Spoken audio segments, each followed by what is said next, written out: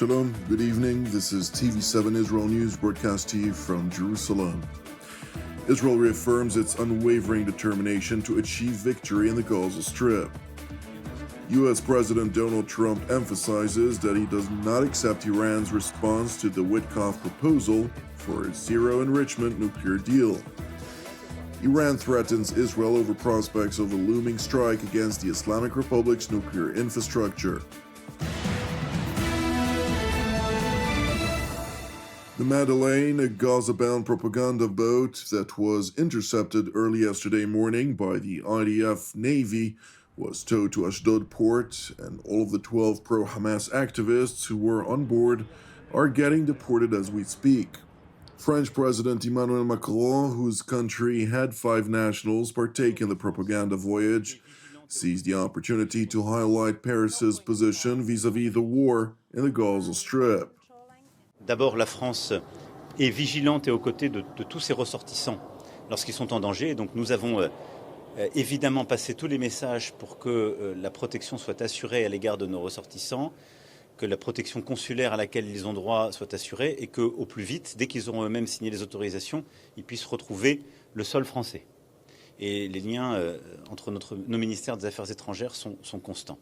Ensuite et surtout, la France appelle à un cessez-le-feu au plus vite et à la levée du blocus humanitaire. Le scandale, l'inacceptable qui se joue à Gaza, c'est cela.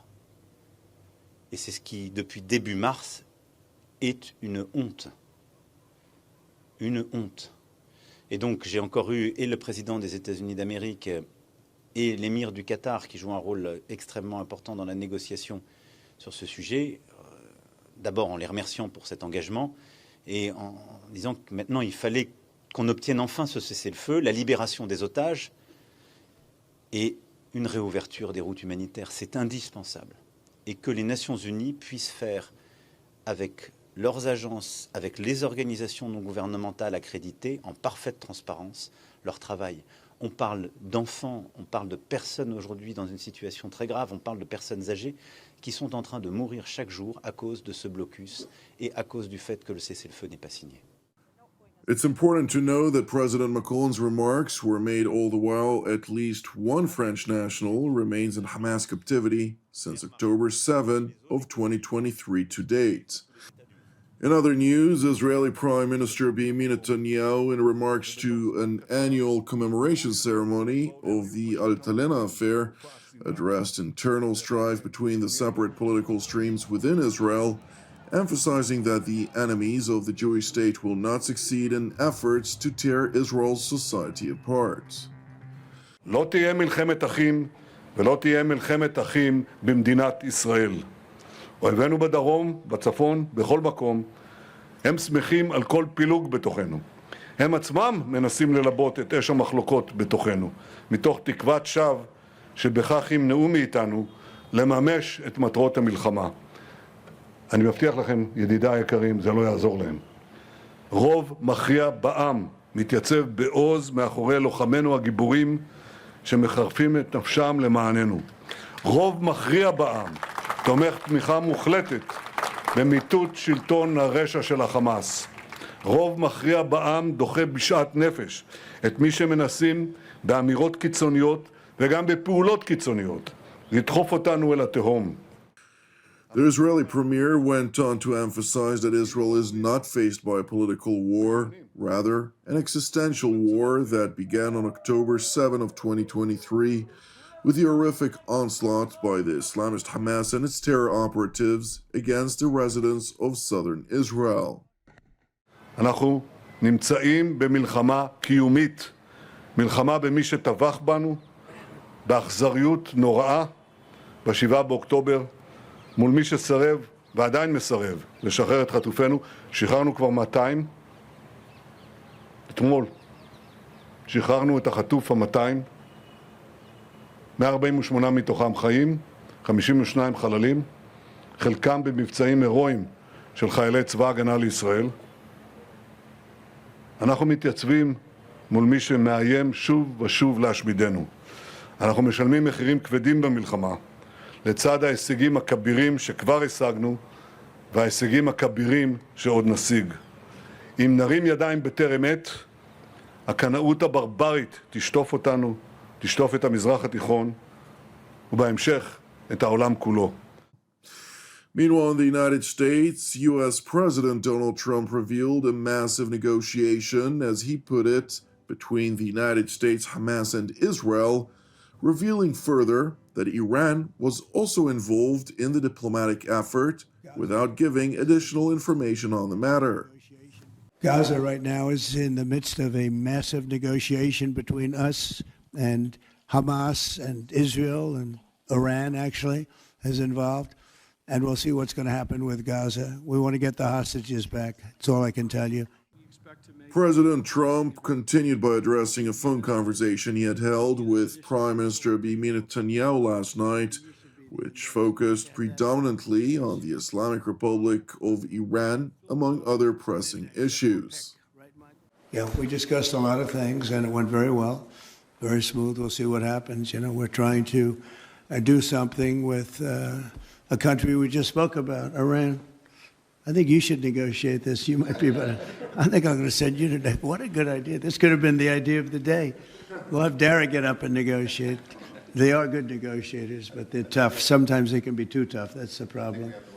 So we're trying to make a deal so that there's no destruction and death. And we've told them that, and I've told them that, and I hope that's the way it works out. But it might not work out that way. We'll soon find out. Following the Ayatollah regime's response to the Trump administration's proposal vis-à-vis Iran's nuclear program, in which Tehran rejected the American demand to end its uranium enrichment, President Donald Trump underscored that the response was unacceptable. We have a meeting with Iran on Thursday, so we're going to wait till Thursday. And what's for the that main proposal. impediment to getting a deal? Well, they're just asking for things that you can't do. They don't want to give up what they have to give up. You know what that is. They seek enrichment. We can't have enrichment. We want just the opposite. And so far, they're not there. I hate to say that because the alternative is a very, very dire one, but they're not there. They have given us their thoughts on the deal, and I said, you know, it's just not acceptable. Topic for Prime Minister Netanyahu today when you spoke? I would say, yeah. I don't know what else. I can talk about the weather. It is important to note that Iran continues to maintain that it has a right to enrich as a signatory of the Non-Proliferation Treaty, or NPT. Nevertheless, IAEA Director General Rafael Grossi stressed that while it is true that enriching uranium per se is not a forbidden activity, Iran's quantity and purity levels of enrichment demand a response. And I say it because it is true that enriching uranium per se is not a forbidden activity, which is something my Iranian counterparts always tell me, and they tell the world. So that is true. At the same time, when you accumulate and continue to accumulate, and you are the only country in the world that is doing something like this at a level which is very, very close to the level that you need to have a nuclear explosive device, then we cannot ignore it. It is not per se a forbidden activity, but we cannot ignore, and this is why we are looking at it. Grossi was further asked about repeated threats by Israel, warning that if diplomacy between Tehran and Washington failed, Jerusalem will order a strike against the Islamic Republic's nuclear program.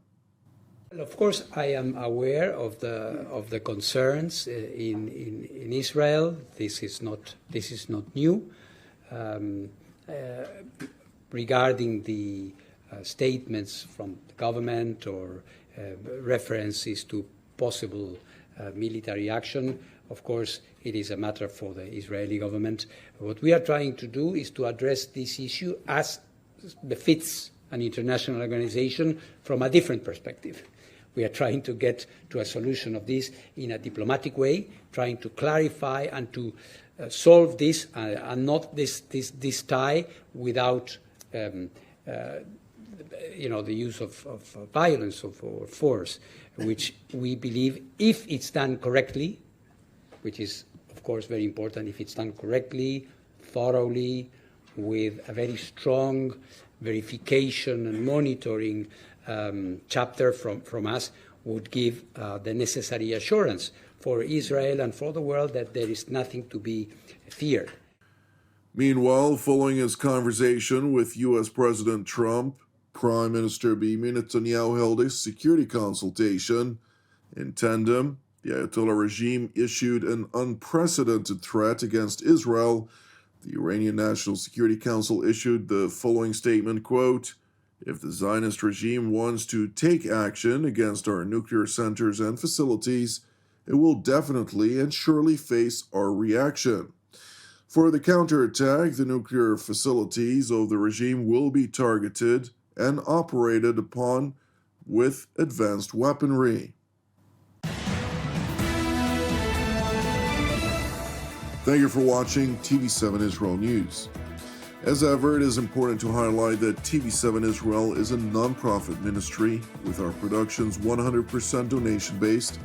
Therefore, if you're blessed by the content of our programs, I would like to encourage you to donate. You can do so via our website at www.tv7israelnews.com. Moreover, I'd like to encourage you also to pray for the hostages who've now endured 613 days in Hamas captivity. Pray also for the peace of Jerusalem and salvation of Israel. I'm Jonathan Hessen wishing you an Erev Mevorach. God willing, we'll see you during our next update. Until then, Shalom from Jerusalem.